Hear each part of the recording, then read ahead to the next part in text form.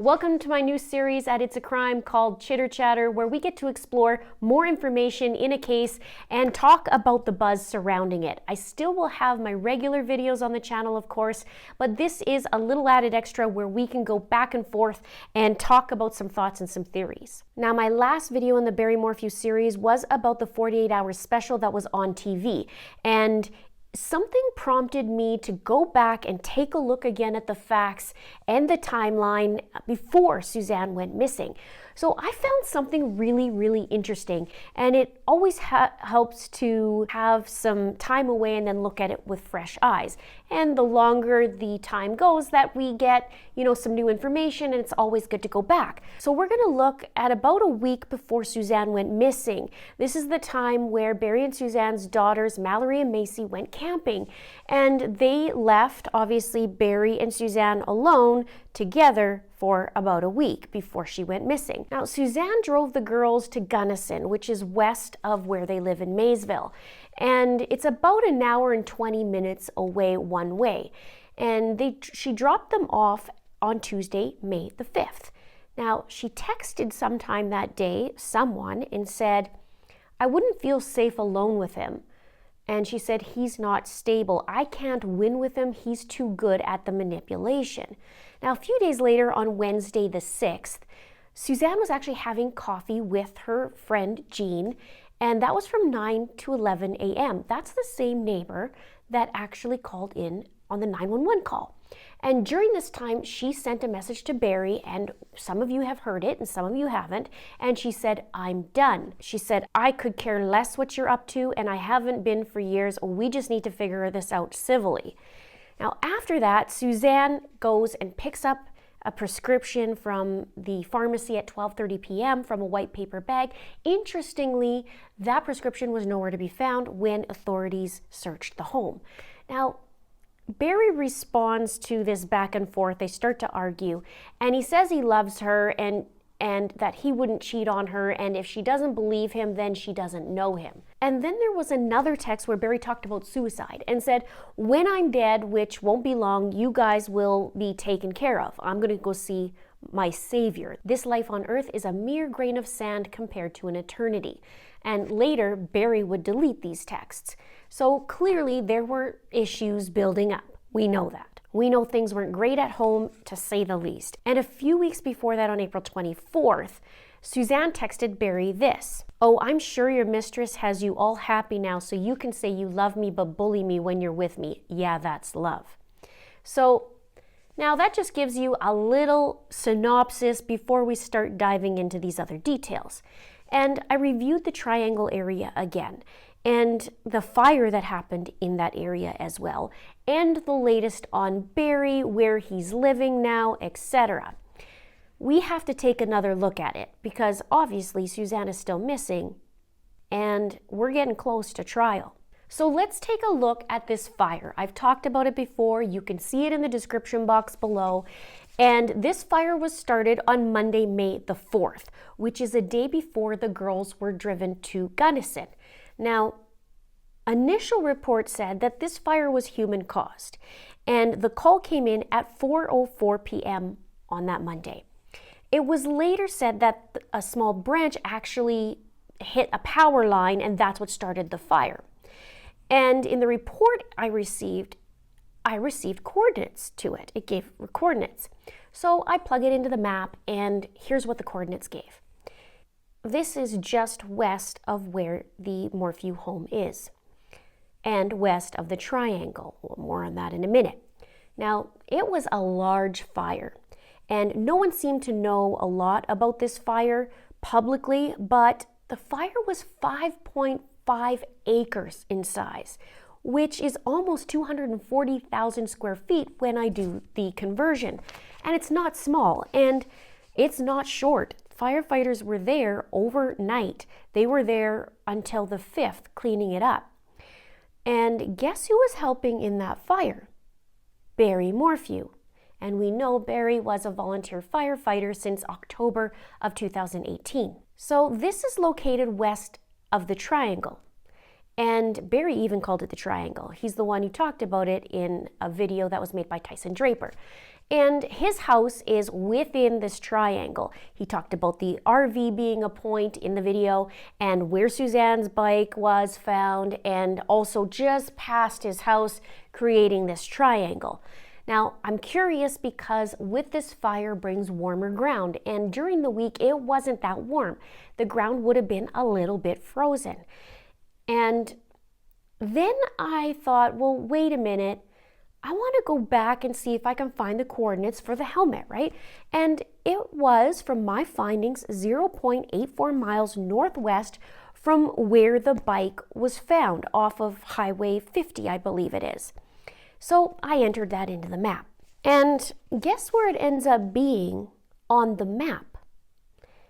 Right where the fire was started. That's kind of weird, isn't it? Let me know your thoughts. So I thought, you know what, I'm going to take a little Google jog and check out where that is. So I go on a little Google jog and I see that it's right after a curve in the road and just before the next one. So that makes sense because, you know, this helmet was either flung out of the window, which I question, or was it placed? And I thought, what if this is a marker of some sort? It could be nothing. But I do find it weird that it just so happens to be almost the same exact spot as where the fire started. Now, let's just go back for a minute to the video when Tyson Draper was recording Barry, and Barry talked about the triangle. And more importantly, he talked about where not to look. And guess where that was? Here's what he said. They found an article going west of hers. They won't tell us what it is, so they sent another team after they found the article that covered this hillside all the way down to the river pretty good. Now in the video, he motions like this. He says to Tyson, they covered all this down there pretty good. And the hillside is the hill of the fire and south of where the helmet was found. And one other thing, in the video, Barry talks about finding men's clothing at Fusis. Well, guess where again? The same line as the marker of where the fire was and the helmet, just west of the triangle, and Fusis is down south. My question is, I wonder what is accessible by Bobcat there. Let me know your thoughts, and maybe you do a little searchy search. Now, Barry was caught going west of that triangle on Sunday morning, the day that Suzanne was reported missing. He went west or left before heading to Broomfield. Now, when asked why Barry made that left, he said it was because he saw a bull elk and he was curious, and being a natural hunter, he wanted to see the bull elk. Now, authorities figure he was disposing of that helmet. So tell me what you think. Do you think if it was him, did he chuck it out of the window, or did he place it where it was found, making sure it was found? I don't know if that hill was actually searched officially, because from what I saw on maps, it wasn't searched during the Andy Mormon search, which was 4 months after Suzanne went missing. But I do know that a cadaver dog hit in the triangle. And that's where Barry didn't want anybody to search. Now, here's where it gets further interesting. After Barry bailed out of jail, he doesn't want to live with his girlfriend, Shoshana. Even though, from what I remember, he was paying for Shoshana's apartment. He didn't want to live there. He wants to stay out near the triangle, near his house, which is west of his house. I wonder why. Don't you wonder why?